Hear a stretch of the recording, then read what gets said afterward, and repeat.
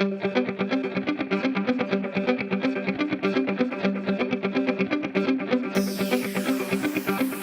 to the Marketing Remix, presented by Red Door Interactive. I'm Reed Carr, CEO of Red Door Interactive. Our show is a senior level marketer's resource for navigating our ever-evolving landscape.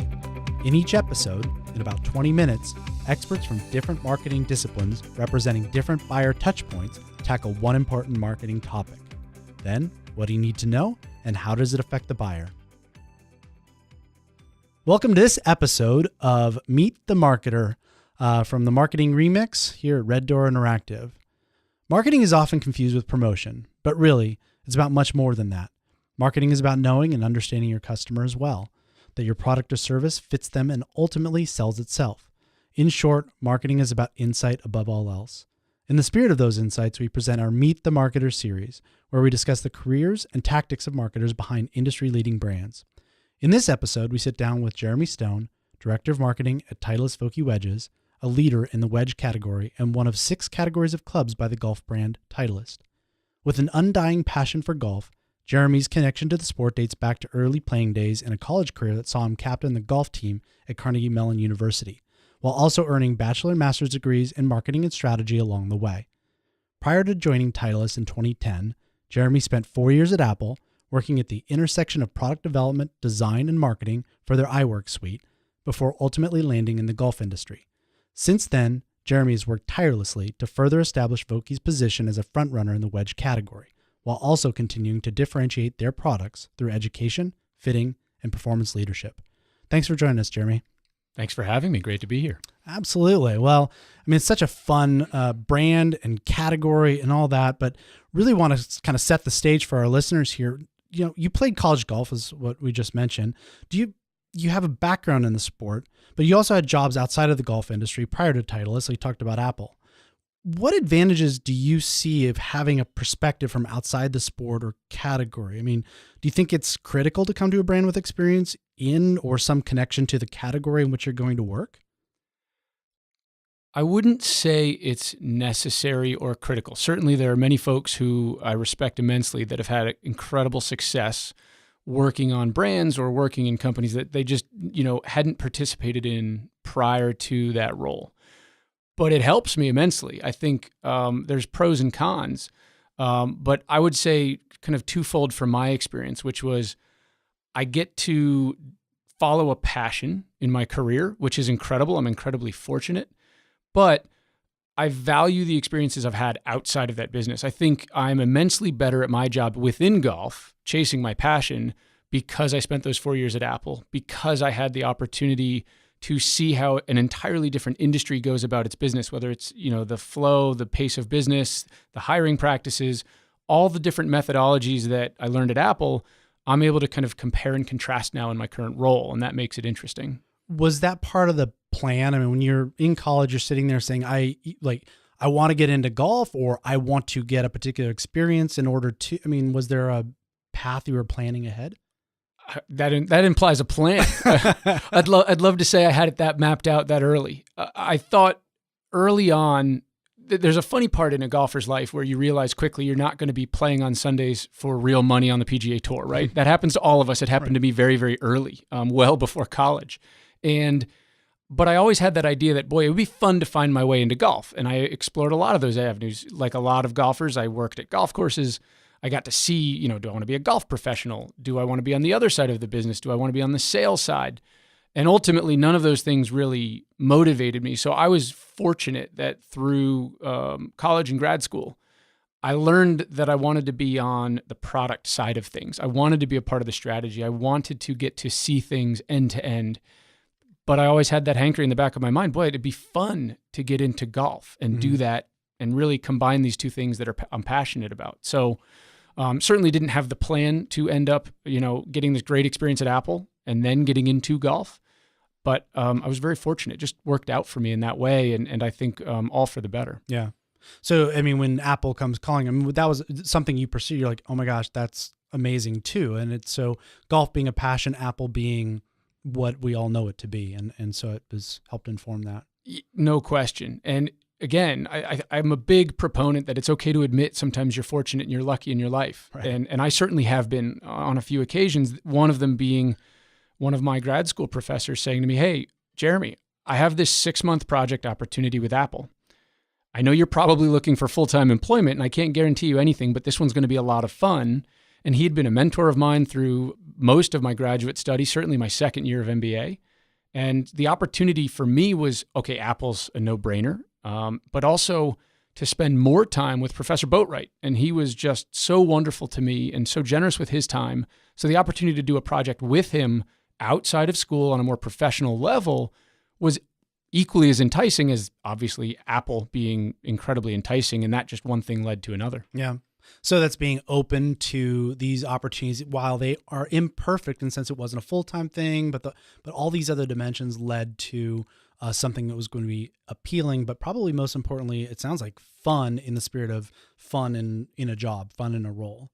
Yeah, intellectually challenging, you've got to find some fun in that. And then I talked about fortune, just, making sure that, hey, look, I've only got 6 months here. Let's make the best of it and see what happens. Yeah. And that's okay. Sometimes you've just got to be prepared for that and then just make sure you're prepared for whatever it is that comes next. Yeah. Well, and so fun and then obviously pairing that with passion. I mean, golf is such a passion compared to say what you might see in CPG or consumer services.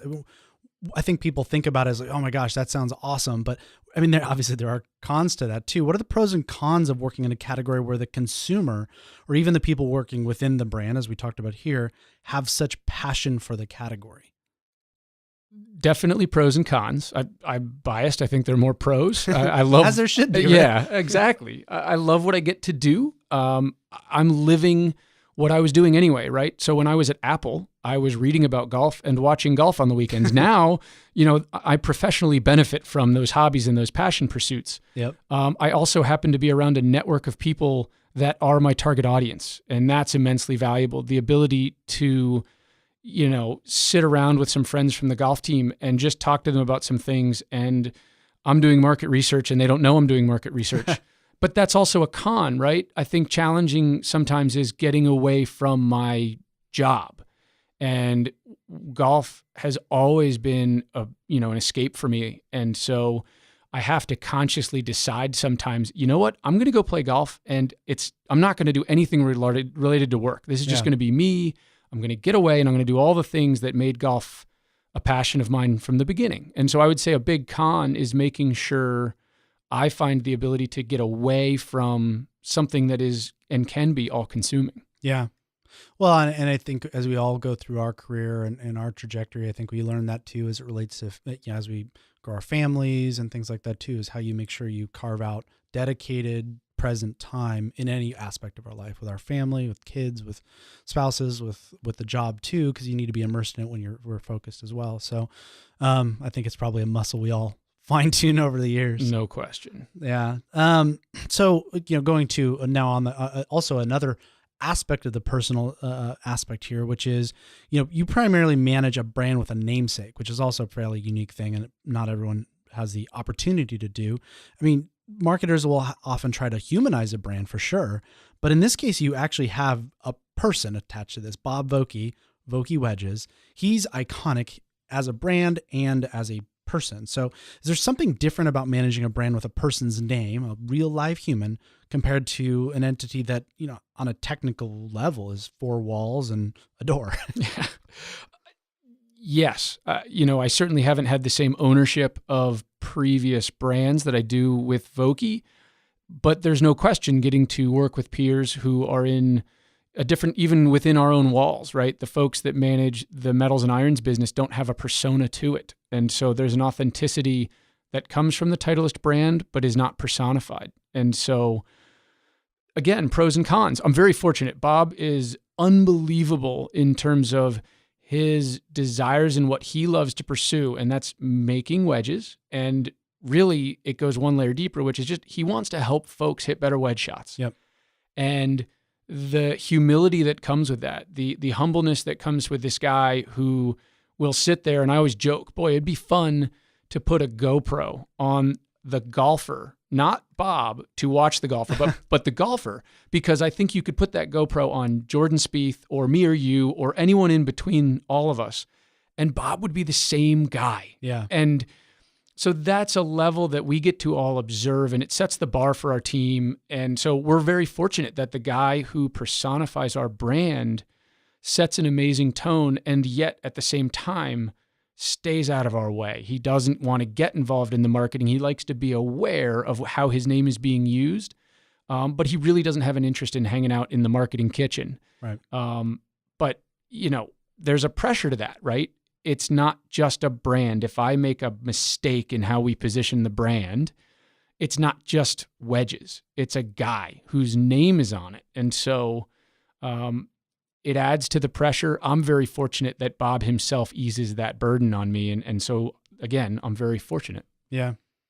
Yeah. I mean, it's fascinating at this point where you have people who see marketing's role as selling the product. And then there are another case where what we're talking about here, a product that is so good because someone just dedicates themselves to it and to perpetually improving it and understanding the game and understanding the golfer with humility, but such passion and pride and skill, dedicating themselves to learning it. So, I mean, getting the product right first makes, everyone's job is a lot easier. And I joke, I've got the easiest job in marketing. When as a marketer, you want great product, because no matter how good your marketing is, if the product doesn't deliver, the golfers or whatever your target audience is, they won't come back.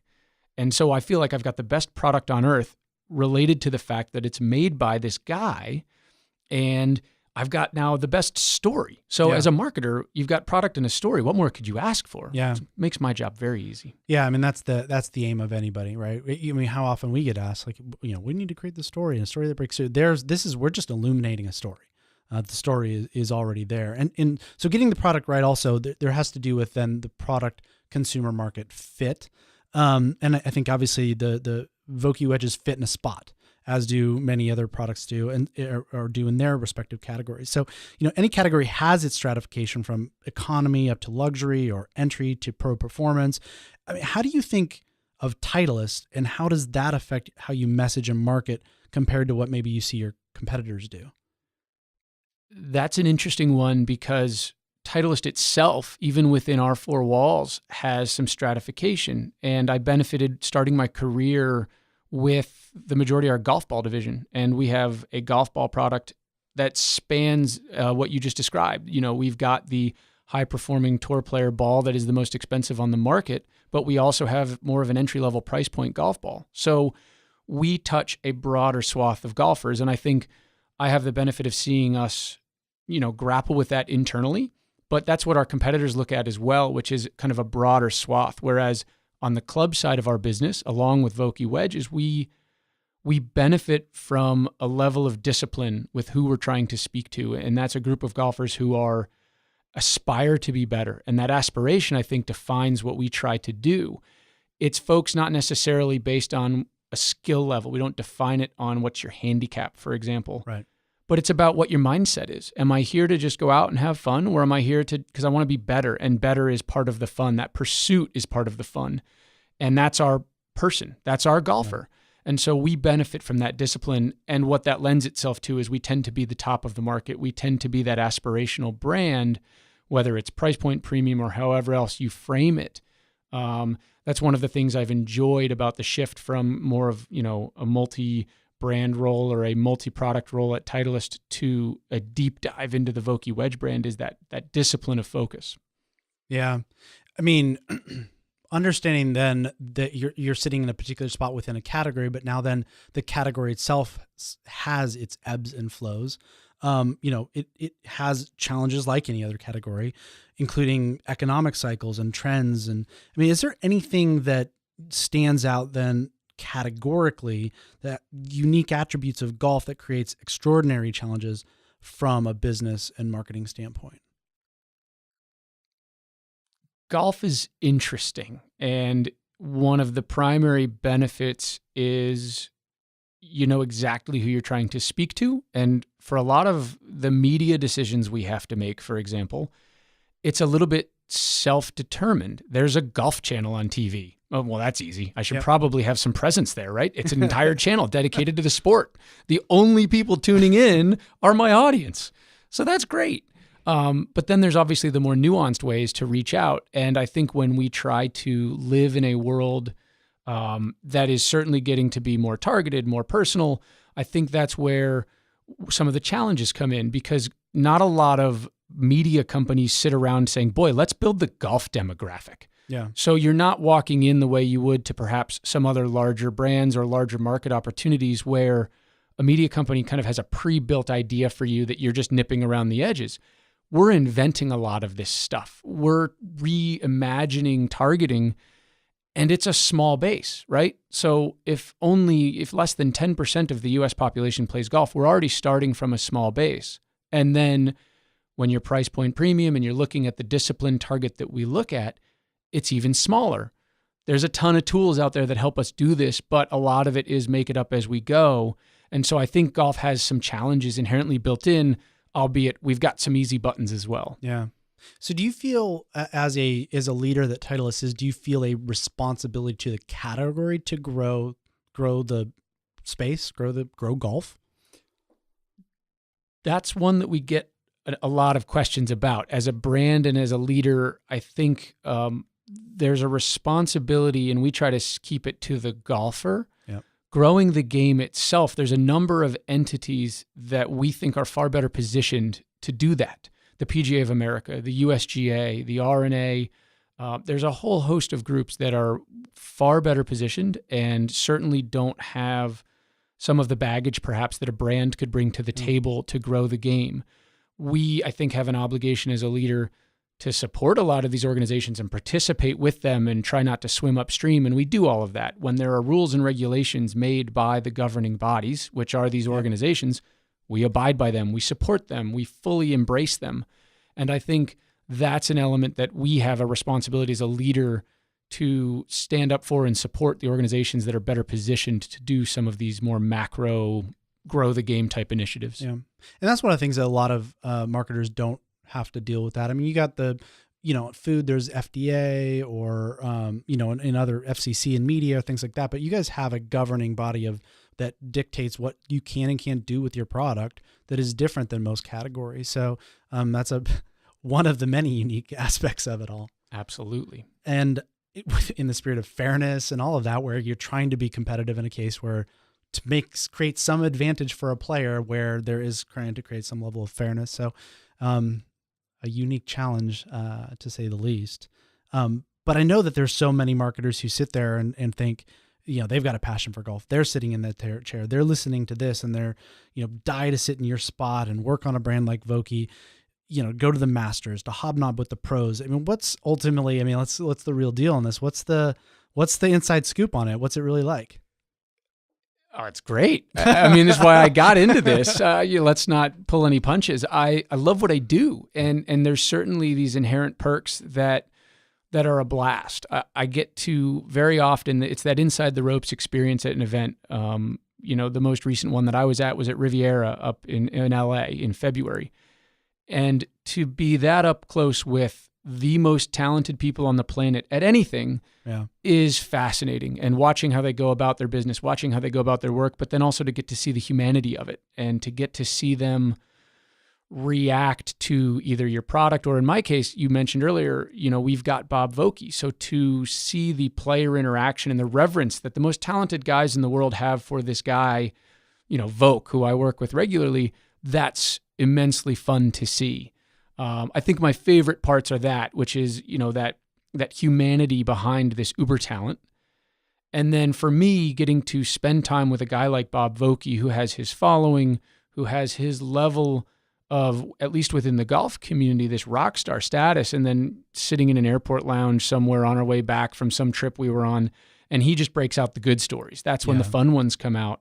That's a treat. And then certainly really diving deeper into kind of the, for lack of a better term, the selfish side of it. My dad is the one who got me into the game. And so I've had the opportunity to share some experiences with him that have just been dynamite and be able to return in some small way the passion that he instilled in me that got me to where I am. I just think that I'm fortunate that he introduced me to this game, and now to be able to return that in some small way has been a lot of fun. Yeah.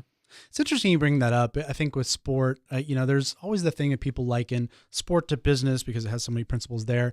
And recently I've realized more and more as we've gotten as an agency more and more tied to sport is actually the family connection to the game. There are these moments that so many people remember when their parent, their dad, whatever, took them to a game and it created these memories. Or, time on a course I had so much time on a course with my dad, such quality time, 4 hours on it, and most of it, you're actually just hanging out, not, the volume of time spent hitting shots and talking to each other. It's disproportionate toward hanging out. And so, I realize now that another aspect of it all, the personal drive that comes with it and business similarities. And then this part that sits there says, wow, there is a higher purpose to this in a way that brings us together. Spirit of competition, it releases stress and all these other things, but family and time and, it's so in such a cool way, you have that connection on every dimension with the humanity, the athletes, the relationship with the Vogue, and then getting these stories now you share back with Dad, who you spent many hours with, I'm sure, on the course. And still do. And I think that's been, you're right. It's so enjoyable. And then to sometimes sit back just like today and reflect on the fact, wow, this is pretty interesting. Yeah. This is where I've landed. Again, I'm very fortunate and it's been a lot of fun, and it's just required me to kind of dig in on all the fundamentals that many of the marketers understand and learn about. And I'm still learning from a lot of them so that I can be better at this. Yeah. Well, like you say too, there's these places that seem so obvious. And so, the Golf Channel or whatever, but then learning these new things that we have this higher sense of responsibility to do at this point, because it isn't getting easier. And it's getting more complicated. It's getting broader, but then at least there's this quest to not, kind of rest on laurels either. If you're going to continue to be a leader, you need to continue to be a leader and find new ways of reaching people and upholding these responsibilities. So, and you do a fantastic job of doing that. Oh, well, we have help, that's for sure. So to wrap it all up and put a bow on this for the listeners, I think broadly speaking, do you have lessons that you've learned in your career that you can share? I think that you've talked about the humanity and the responsibility and the different tactics and things like that, but on a personal level, what advice stands for you that you value and love to share with other people related to marketing? Sure. I think when you get in the realm of advice, I've benefited so much from others. And I would say that is the most important thing. I've got to make sure I recognize, and I'm always grateful for how others have helped me along the way. I think that idea of a mentor, whether it's a direct management structure or whether it's outside of that cycle or even outside of your business, is so critical, because there are times where you just have to address, whether it's a marketing idea or whether it's a career decision, having folks that you can talk to that can relate to the experiences you're going through is so valuable. And so that would be number one. And then number two, I feel like a theme today for me has been, my good fortune. And again, I'm not ashamed to admit that fortune plays a role in anyone who has success. I just always like to think that, fortune favors the prepared. And so making sure that anytime I step into a situation, I'm going to work my tail off so that when that good fortune presents itself, in whatever capacity that is, I'm ready for it. Yeah. And I'm also the logical choice for whatever that next step may be. And I want to make sure that those that I work with and those around me that may present me with those choices also believe I'm that logical choice. So I think folks to understand that there's always that preparedness that's required, even when good fortune smiles upon you, it's because of all the hard work that led you there. Yeah. One of the things I appreciate about you so much is your perpetual curiosity and then subsequent openness. So not only do you want to know things, but you're also open to receiving and then do with it, what you can. Because, not all ideas are going to be the ones that see the light of day, but at least you're open to hearing them and hearing them out and thinking them through. So I appreciate you then sharing all this with our listeners. And I know that a lot will value the time they spent with us here today. So Jeremy, thanks for joining us. And for our listeners, please remember to subscribe. If you want to hear some show notes, go to reddoor.biz/learn. And again, Jeremy, thanks for joining us. Thanks for having me.